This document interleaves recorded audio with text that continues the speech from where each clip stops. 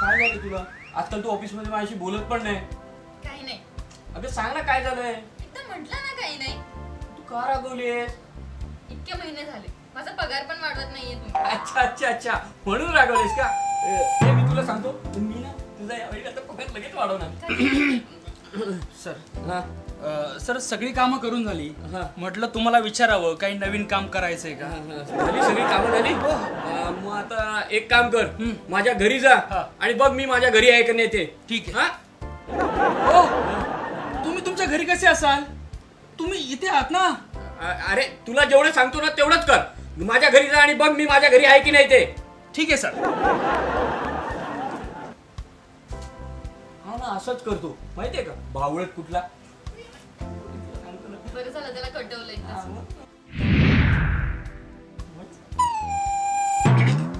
Sir जाऊ आलास आलास. हा, मग मी माझ्या घरी होतो की नाही? हो सर तुम्ही ना तुमच्या घरीच होता. बघितलं एक नंबरचा बावळट आहे. मी इथे असताना बोलतोय की मी माझ्या घरी होतो. है ना? कसं रे कसं?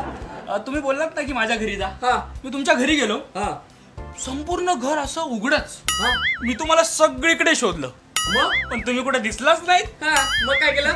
मग काय माझी नजर तुमच्या बंद बेडरूम कडे गेली. अरे बापरे. मग मग मी आवाज दिला, हा बाई साहेब. हा आतून आवाज आला, कोण आहे रे?